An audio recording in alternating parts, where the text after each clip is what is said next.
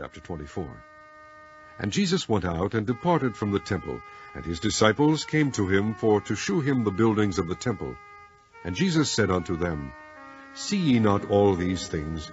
Verily I say unto you, there shall not be left here one stone upon another that shall not be thrown down. And as he sat upon the Mount of Olives, the disciples came unto him privately, saying, Tell us, when shall these things be? And what shall be the sign of thy coming, and of the end of the world? And Jesus answered and said unto them, Take heed that no man deceive you. For many shall come in my name, saying, I am Christ, and shall deceive many. And ye shall hear of wars and rumors of wars. See that ye be not troubled, for all these things must come to pass, but the end is not yet. For nation shall rise against nation, and kingdom against kingdom, and there shall be famines and pestilences, and earthquakes in divers places. All these are the beginning of sorrows. Then shall they deliver you up to be afflicted, and shall kill you, and ye shall be hated of all nations for my name's sake. And then shall many be offended, and shall betray one another, and shall hate one another. And many false prophets shall rise, and shall deceive many. And because iniquity shall abound, the love of many shall wax cold. But he that shall endure unto the end, the same shall be saved. And this gospel of the kingdom shall be preached in all the world for a witness unto all nations. And then shall the end come. When ye therefore shall see the abomination of desolation, spoken of by Daniel the prophet, stand in the holy place, whoso readeth, let him understand.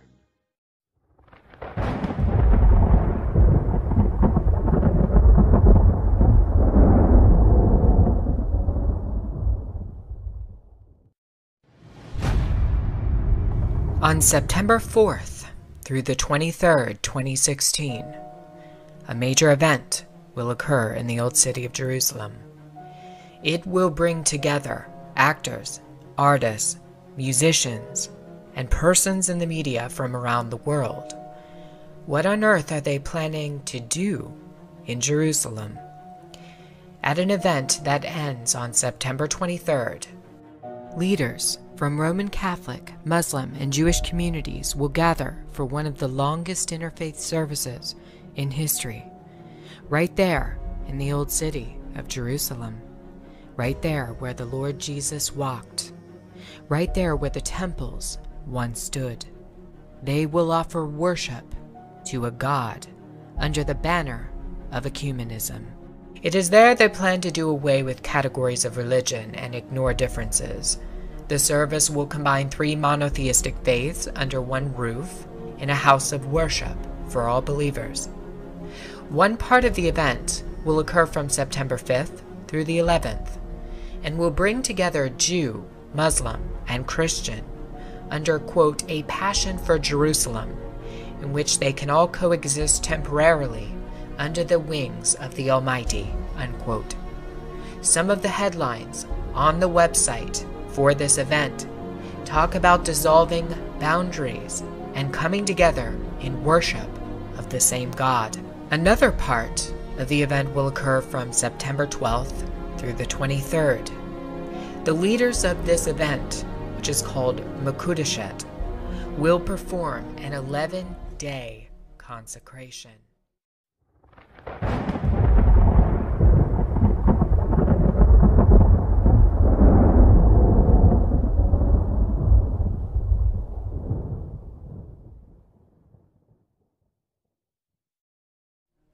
If you aren't aware, a consecration happens when somebody performs a ceremony declaring something as holy.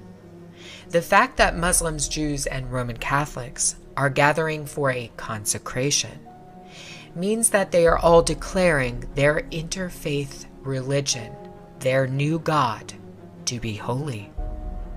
This is not good and may signal the beginning of the one world religion that Pope Francis has worked so hard to achieve in the year 2016.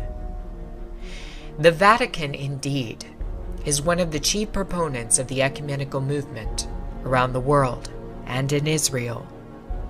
For the past 3 years, Pope Francis has worked tirelessly toward a new world religion in which all denominations are brought together as one. If you look at Francis's outreach over the past 3 years, and specifically in 2016, you'll find somebody who has openly condemned evangelical Christianity and the belief that you must have a personal relationship with Jesus. He has openly warned that this belief is dangerous. He has also equated the spread of the gospel under evangelical Christianity to jihadism. In the meantime, he has done quite a bit of outreach to every other religion in the entire world. Why is this happening? The extent of Francis's outreach to other denominations in 2016 alone has been mind-boggling. In February, Francis held an emergency meeting with Patriarch Kirill of Russia for the first time since the 1054 Schism. Kirill then went directly to Antarctica.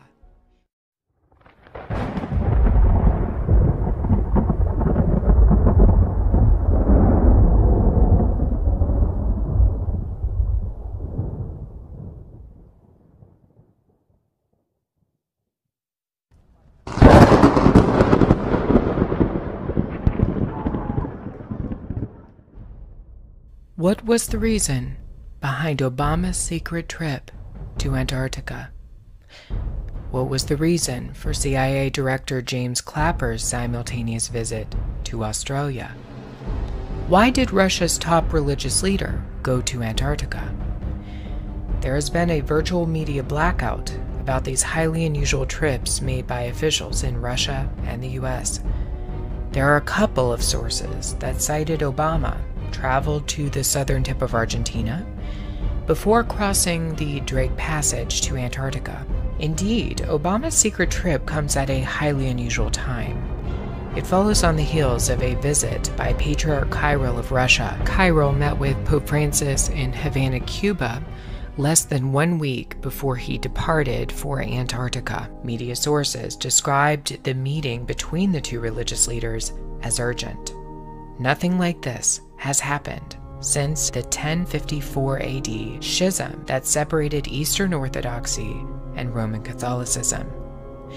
Why an urgent meeting between these leaders was called after a millennium of never meeting with one another is a mystery.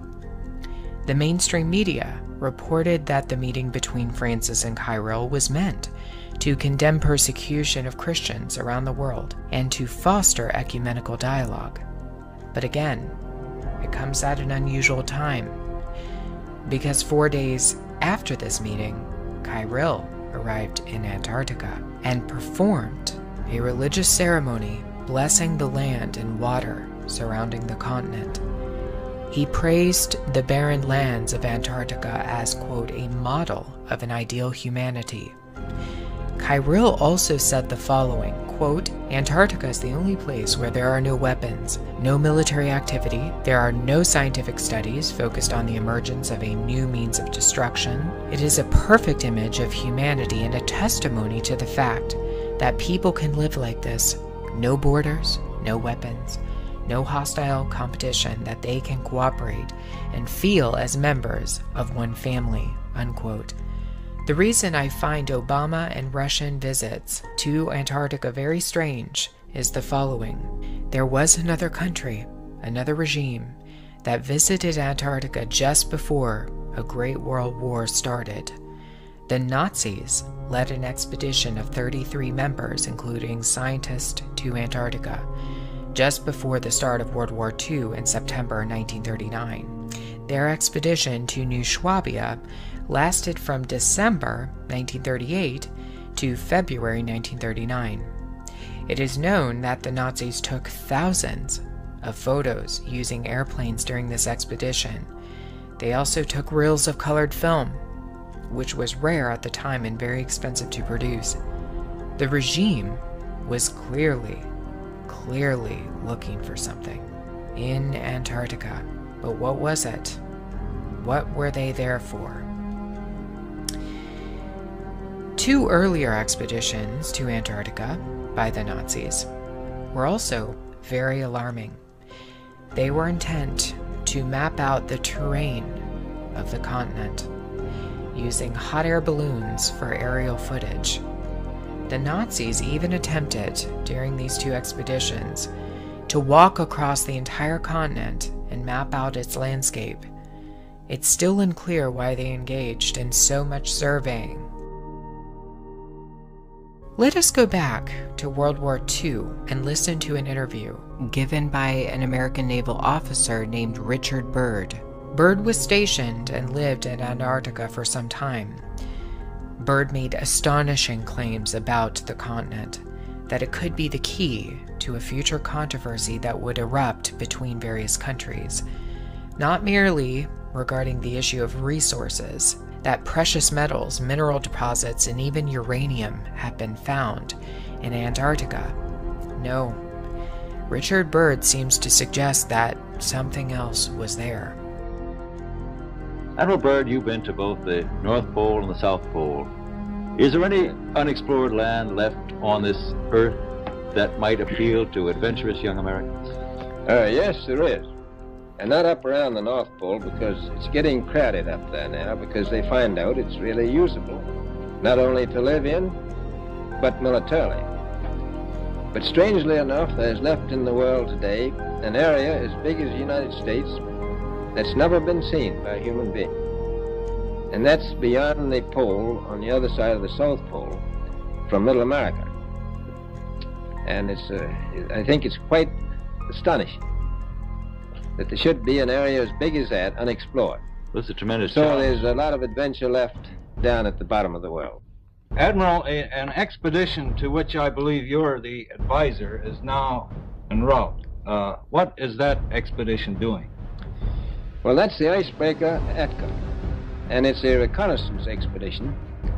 It's going down to the South Pole area to make certain observations and to look for some bases.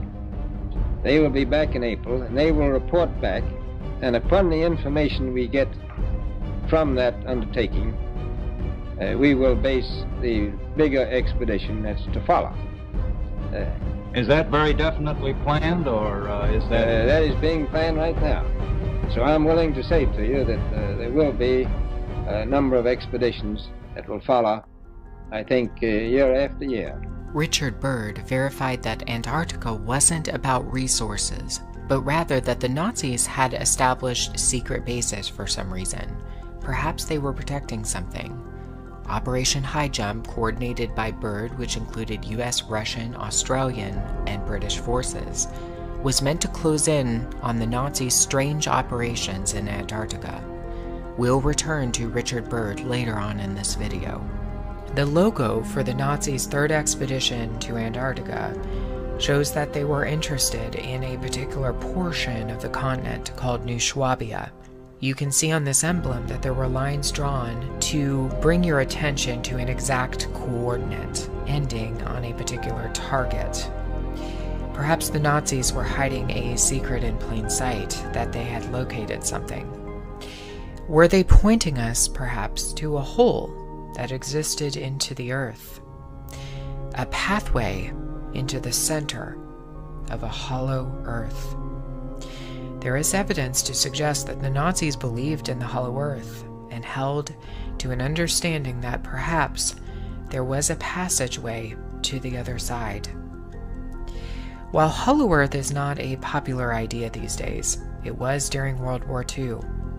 In fact, it was suggested that most of the top Nazi officials believed in a hollow earth concept. Many within Nazi pop culture also believed in a hollow earth, including German writer Karl Neupert. In the book called Between Science and Fiction, The Hollow Earth as Concept and Conceit, the author documents that Neupert began what appeared to be a cult following of hollow earth believers in Germany at the time. The idea was that the earth was shaped like an eyeball, a portal leading into it where the North Pole is located, and another portal leading into it where the South Pole is located. The inner portion of the earth is hollow. Likewise, the eye has an entry where blood is pumped into it, but the actual eye globe is hollow, filled with a substance called vitreous humor to protect it. Toward the end of the eye, a lens is located that resembles a mass of land in an ocean. At the center of this landmass is another hole, the pupil. The strange resemblance between Hollow Earth and a human eyeball is unmistakable. Antarctica was a point of entry into the very pupil of the Earth. Interestingly, many Christians throughout history have held to a view of a hollow Earth without realizing it. That's because for many centuries, Christians have viewed hell as a place underneath the crust of the earth, a place of fiery torment where condemned souls go. The Nazis, however, believe the opposite, that perhaps this place inside the earth was not for condemned souls, but a place where the master race, their ancestors, dwelled. Nazi belief in the location of the master race was based on a New Age theosophist who had a profound influence on their philosophy and esotericism. Helena Blavatsky suggested that inner earth was not the place of hell, but a place where the master race lived. Admiral Richard Byrd is arguably one of the most controversial voices on the subject of Hollow Earth. The truth is that Byrd organized a mission called Operation High Jump to stop Nazi ambitions in Antarctica even after World War II had ended. It was officially classified as a reconnaissance mission, yet several members of Operation High Jump died mysteriously. Admiral, you make this sound a little crowded. Are there that many expeditions now there or en route there? Well, you know, as I said, it's the most peaceful place in the world, but I don't think it will be for long, because of this intense interest on the part of other nations and this nation. This latest expedition now on the way is a government expedition, I take it. Yes, that's the government. I tell you one reason they're interested. It's by far the most valuable, important place left in the world for science. That's why the scientific groups all over the nation are really interested. But more important than that, it has to do with the future of the nation, those to come after us, or even during your lifetime. The United States was on a mission to find whatever the Nazis hid in Antarctica. Shortly after Operation High Jump was completed, the United States began to promote the idea that the Earth was a solid ball with maybe a small core of magma, no entry or exit into the inner Earth, no settlements or secret bases underground, no potential escape for the Nazis. This idea came into full force using the US's newly created NASA. Byrd, who had begun to speak out about Hollow Earth towards the end of his life, died approximately 1 year before NASA was launched by the US. Certainly, if this was merely a Nazi claim, with no other substantiating commentary or research, then we could just simply disregard it. But it is a fact that Hollow Earth maps have been drawn for centuries. Famous members of the Illuminati, including Edgar Allan Poe and Jules Verne, alluded to Hollow Earth in their writings, that there was a world underneath the crust that we stand on. One of the most striking affirmations that an opening to another world was identified was made by Richard Byrd himself. Byrd's diary was mysteriously published in 1990 by a company called Inner Light. In the 68-page publication, Byrd suggested that a land existed beyond the pole where he was stationed for many years around the time of World War II.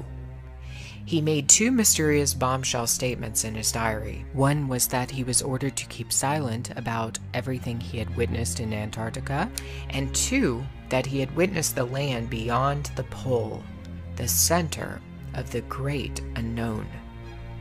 Let us not forget that thousands of top-secret scientists in Germany seemed to disappear overnight at the end of the war. Some people believe that they escaped to the United States in something called Operation Paperclip, but some others are a bit more suspicious, thinking that perhaps these scientists made a quick exit off of the face of the world, literally, to the hollow reaches of the Earth,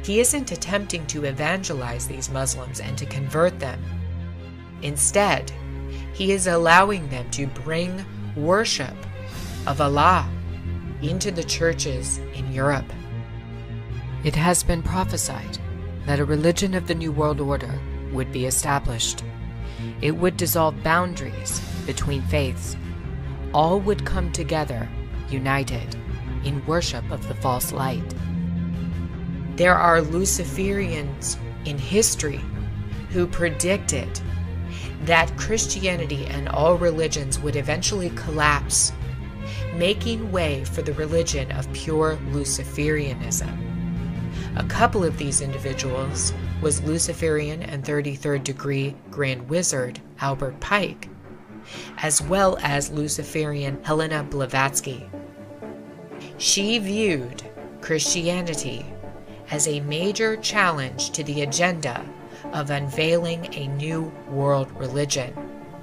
Christianity, in her opinion, would have to be done away with in order to unveil the new religion. We also have warnings from a former Jesuit who was murdered in 1999 that a one-world religion was in the making. It was an ecumenical religion that was being set up for all to follow. Malachi Martin told us a secret in an interview with Art Bell before he died. Luciferians had infiltrated the Vatican and were planning to set up a new religion, one they believed would last for 1,000 years. Amongst Luciferian organizations, there is a prophecy that if they can invade the citadel, and that's their name for the Vatican, they will have power for 1,000 years. How close are they? Very close. You might remember when Francis came to America last September, we saw a major push toward the full ecumenical agenda. Francis's itinerary started on September 23rd, 2015, one day after he landed in the United States. He had set his sight on finalizing what his predecessor, Pope John XXIII, had set into motion on September 23, 1959. It was on this day John would offer a prayer that would begin the downfall of the Roman Catholic Church. A document would be penned declaring a new outreach to all religions in the world as children of the same God. Without a doubt, Vatican II is remembered as Catholicism's greatest push toward the new world religion. Vatican II would change everything about the actions of all future popes. It was now about piecing together a new religion, one that would be ready, waiting for the coming of the capstone. Pope Francis is truly preparing that new faith right now for all in the world to become a part of.